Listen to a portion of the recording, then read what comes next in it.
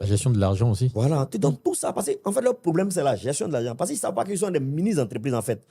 C'est vrai que vous êtes dans l'informel, mais vous êtes une entreprise. C'est ça. Parce que je dis toujours, il faut se donner un niveau de vie. Moi, je suis ouvrier dans le bâtiment. Je sais que dans la moyenne, j'aurai 5 000 par jour. Si j'ai 5 000 par jour, comme j'ai dit, si je réussis à faire 30 jours, parce que souvent ils font pratiquement ça, parce que je suis ouvrier, mais je suis dans la moyenne. Si tu as 30 jours, fois 5 000, j'ai 150 000. Ouais. Si tu as 150 000, il faut mettre même 100 000 de revenus. Mais tu dois vivre en fonction de tes 100 000. Tu ne dois pas créer d'autres dépenses. C'est-à-dire que tu dois prendre une maison. Je sais que les maisons, on me dit les maisons d'Abidjan sont chères. Oui, mais tu dois te débrouiller pour être dans une maison de peut-être 40 000, 50 000, un studio.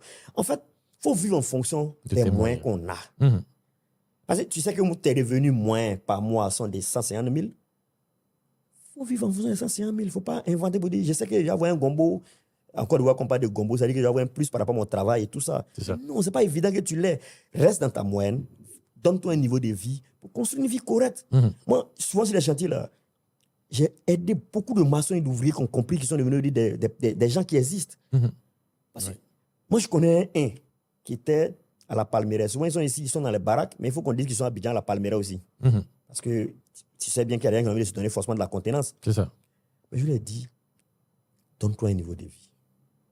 Une image. Donne-moi une image. Et j'explique ça toujours. Et c'est un exemple que j'aime prendre. Ce monsieur-là, on avait discuté la main d'œuvre. C'était pour une duplex, je ne sais plus exactement les montants, mais c'est que c'était 4 millions, quelque chose comme ça.